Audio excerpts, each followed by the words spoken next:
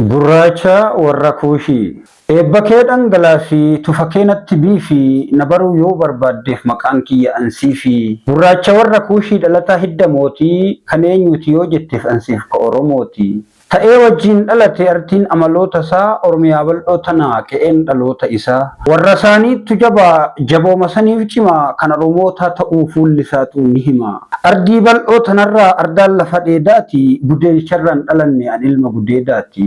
Ilma aadaa isaa malee aadmalee hin xiyaafanne ilma nagaa jaallatu kabalaan iyaafanne seenaa baraan katabee kabarreessuun gabbate ilma baalliin kabajaa irratti gadhaabbate.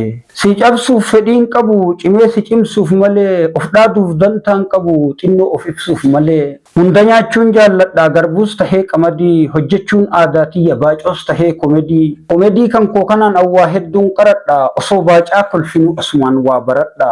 Guddadhaa galma gayaa sammuu keessan guddisaa an kitaaba keessanii banadhaa na dubbisaa. Waaqan laatee naaf kenne ammaashina isaa baati laayitiif laayibrarii an mana kitaabaati. Kootu na faana bu'ii daandii sitti akeeka ka kitaaba dubbise waan dudubbatu beeka. Sammuun kiyya dahaba warqii lafa doolaati madditee hin dhumattu an madda afoolaati. Faayarra caalu faayessaa yedalooti haroo madditeen dhumne an burqaa walalooti. Wal gaarrifatuu dhiifnee waan gaarii wal garsiifna ogummaan deeggaramnee koottaawaa wal barsiifna. Dangaan dhandhama dansaa ilkee irratti dhaanama dhukkubaaf dhukkubsataan ogeessaan wal dhaanama. Ergaa barruu akkanaa gurra keessan kaawwadha sooshaal miidiyaa keenyaan hojii keenya daawwadha. Qucee keenya ol qabaa akka goobnu nu goobsa sheerii nutti baay'isa laayikii nutti roobsa. Nullee haa jajjabaannu isinis jajjabaadha viiyuu nutti baay'isa koomentii nutti laadha.